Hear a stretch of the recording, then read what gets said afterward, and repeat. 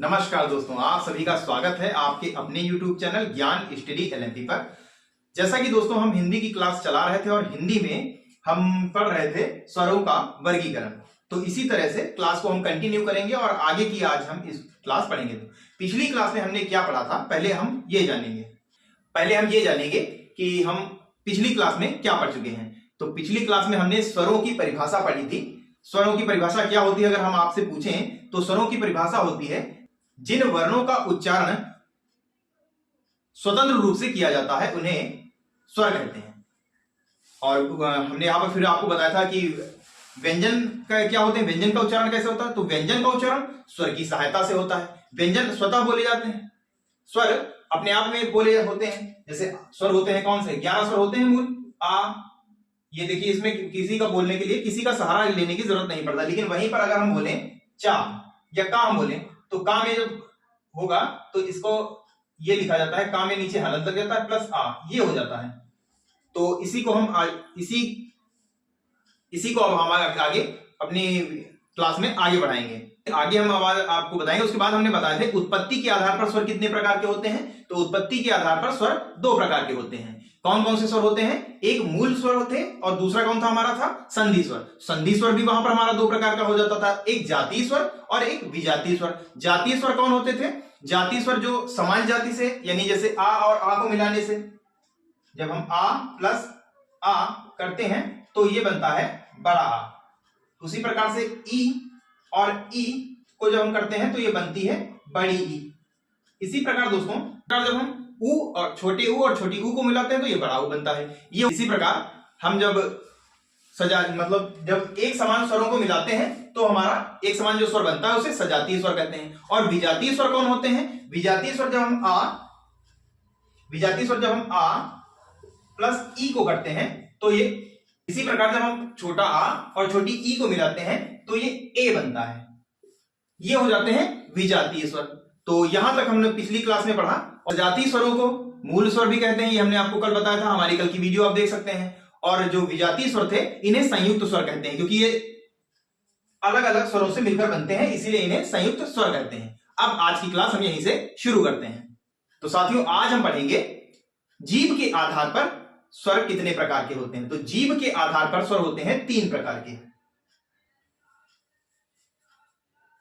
जीभ के आधार पर, जिह्वा के आधार पर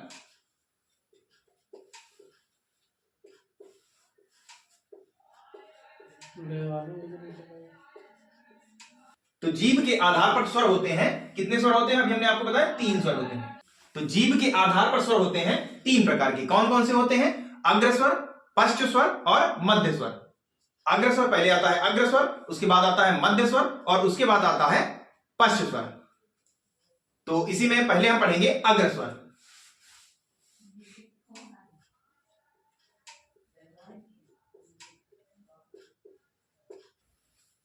तो पहले हम पढ़ेंगे अग्रस्वर। अग्रस्वर कौन कौन से होते हैं अब हम आपको ये बताएंगे। अग्रस्वर कौन होते हैं, जो जीभ के आगे सिरे से बोले जाते हैं। जैसे ये हमारी जीभ है तो इस हिस्से से आगे वाले जो आपको दिख रहा है, इस हिस्से से जो स्वर बोले जाते हैं उन्हें अग्रस्वर कहते हैं। तो ये हम लिख लेंगे।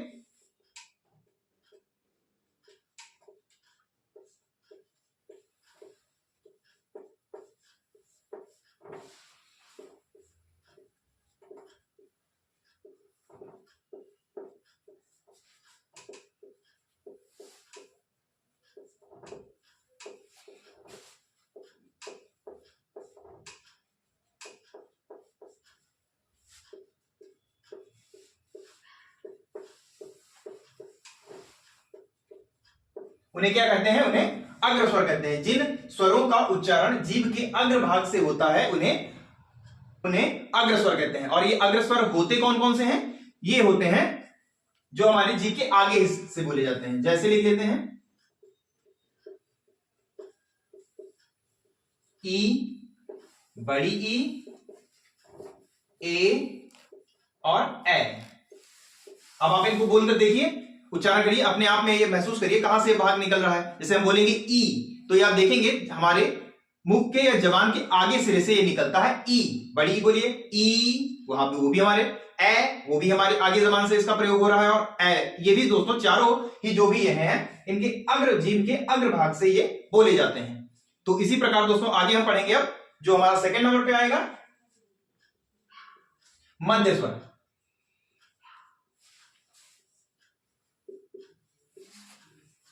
मध्य स्वर कैसे होते हैं और कहां से बोले जाते हैं, इसकी क्या परिभाषा होगी। तो मध्य स्वरों में जीभ के मध्य भाग से जिन शब्दों का उच्चारण होता है वे मध्य स्वर कहे जाते हैं। तो इसको भी हम लिख लेंगे।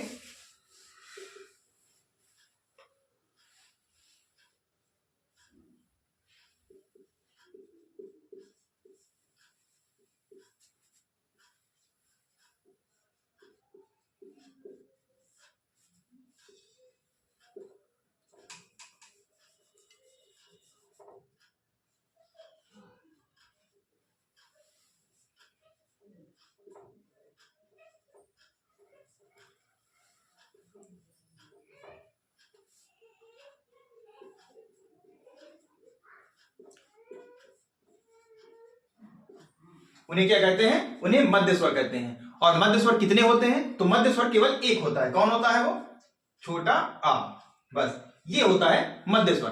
स्वरों की बात करें तो ये इसको हम उदासीन स्वर भी कहते हैं, इसको हम उदासीन स्वर भी कहते हैं। और अगला हमारा आ जाता है, अगला हमारा कौन सा आ जाता है, ये आ जाता है पश्च स्वर। 3 नंबर पे हमारा आ जाएगा पश्च स्वर। इसकी क्या डेफिनेशन होगी, स्वर कौन होते हैं, पश्च स्वरों की परिभाषा सेम यही हो जाएगी, बस यहां पर आप पिछला भाग लीजिए, यानी जिन स्वरों का उच्चारण जीभ के पिछले हिस्से से होता है, पिछले भाग से होता है, पिछले भाग से होता है, उन्हें क्या कहते हैं, पश्च स्वर कहते हैं। इसके उदाहरण की अगर हम बात कर लें तो इसका उदाहरण हो जाता है, इसका उदाहरण हो जाएगा बड़ा आ,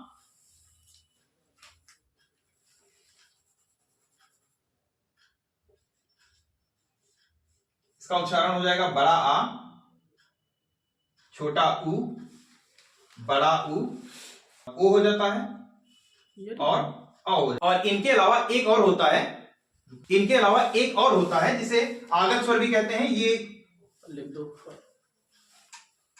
यहां लिख देते हैं। ये इसके अलावा आ जो ये बोला जाता है ये भी इसमें आता है। अब इसके आगे क्या हम करेंगे, इसके आगे दोस्तों स्वरों के प्रकार जब पूछे जाते हैं तो वो भी 3 प्रकार के होते हैं। स्वरों के प्रकार कौन कौन से 3 प्रकार होते हैं, वो 3 प्रकार होते हैं। एक होता है ह्रस्व स्वर, एक होता है दीर्घ स्वर, और एक होता है प्लुत स्वर। तो इन्हीं तीनों को अब हम आगे पढ़ेंगे। सबसे पहले हम पढ़ेंगे ह्रस्व स्वर।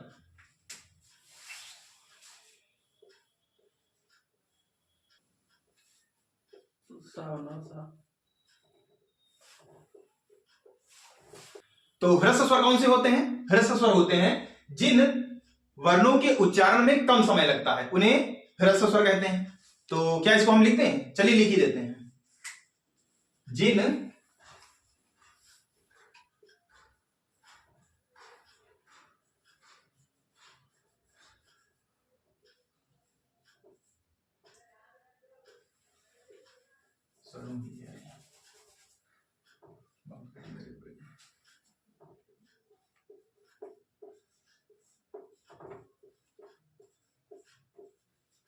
जिन स्वरों के उच्चारण में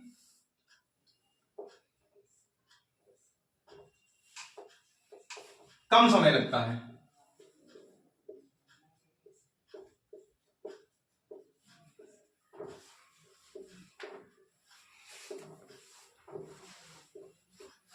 उन्हें क्या कहते हैं, उन्हें ह्रस्व स्वर कहते हैं। और इनके उदाहरण क्या होते हैं, ये होते हैं तीनों ही छोटे वर्ण जो होते हैं वो होते हैं। कौन कौन छोटे होते हैं, एक होता है छोटा आ, या उदाहरण लिख लेते हैं, छोटा आ, छोटी ई और छोटा ऊ। और इसके अलावा एक और होता है, वो कौन होता है, जो री बोला जाता है, ये एक और होता है। ये 4 जो होते हैं ये हमारे ह्रस्व स्वर में आते हैं। इसके आगे बात करते हैं अब हम, इसके बाद आता है हमारा नंबर 2 पर दीर्घ स्वर।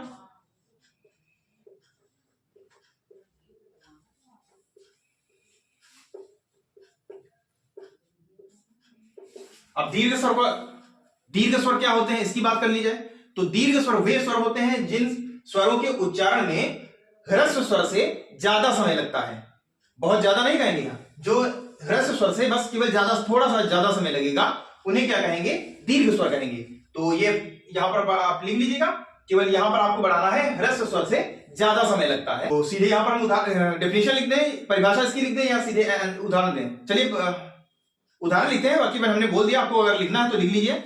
जिन स्वरों के उच्चारण में ह्रस्व स्वर से अधिक समय लगता है उन्हें दीर्घ स्वर कहते हैं। अब इनके उदाहरण हम आपको बताते हैं। इनके उदाहरण कौन हो जाएंगे, इनके उदाहरण ये 4 ये हो गए, बाकी 11 होते हैं, जो भी बचे वो इसमें आ जाएंगे। फिर आप पूछेंगे तो हमारे प्लुत स्वर में कौन से आएंगे, तो वो भी हम अभी आगे आपको बताते हैं उसमें कौन से आएंगे। ये आ जाएगा बड़ा आ, बड़ी ई, बड़ा उ, ए, ऐ, ओ और आ जाएगा औ।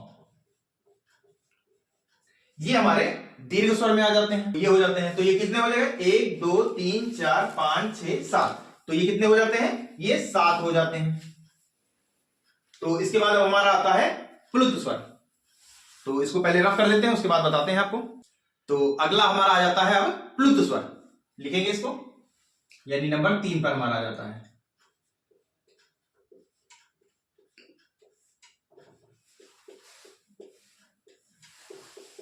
प्लुत स्वर ये कौन से होते हैं, तो इनकी डेफिनेशन में यही हमारा आ जाएगी, जिन स्वरों के उच्चारण में ह्रस्व स्वर से और दीर्घ स्वर से अधिक समय लगता है, इन दोनों से भी इसमें अब अधिक समय लगेगा, वो हमारे प्लुत स्वर की श्रेणी में आ जाएंगे। डेफिनेशन लिख देते हैं। जिन स्वरों के उच्चारण में जिन स्वरों के, यहां पर के छूट गया, जिन स्वरों के उच्चारण में ह्रस्व स्वर से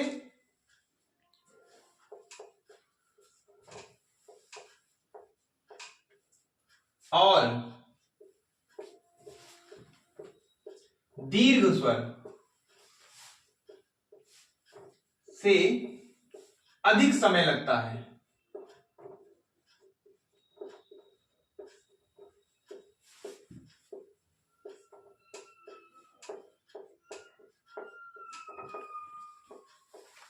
प्लुत स्वर कहते हैं। ये प्लुत स्वर आ जाएगा। इनके उदाहरण की हम बात कर लेते हैं। तो इसका उदाहरण क्या हो जाता है, इसका उदाहरण हो जाएगा जिनमें अब क्या ह्रस्व स्वर और दीर्घ स्वर से भी जो अधिक समय लगेगा वो आ जाएंगे। तो ऐसे कौन से बचे, ऐसे स्वर आ जाते हैं जैसे हमारा शब्द आ जाता है ओम, तो यहां पर हम लिख देंगे ओम। ये हमारा प्लुत स्वर का उदाहरण हो गया। इसके अलावा इसका प्रयोग संस्कृत में ज्यादा किया जाता है। संस्कृत की कोई भी हम जब श्लोक पढ़ते हैं तो जो पहला स्वर हमारा लंबा निकलता है वो हमारा प्लुत स्वर की श्रेणी में आ जाता है। इसके अलावा जैसे हम किसी को आवाज देते हैं, कभी जैसे बड़ों ने अपने छोटों से आवाज करके बुलाई ए रमेश, तो जो हम दोबारा आवाज लगाते हैं ए रमेश, इसमें जो ए लंबा वाला निकलता है ये हमारा इसी का उदाहरण हो जाता है। और इसके अलावा प्लुत स्वरों को त्रिमात्रिक स्वर कहते हैं। क्या कहते हैं इन्हें, त्रिमात्रिक स्वर।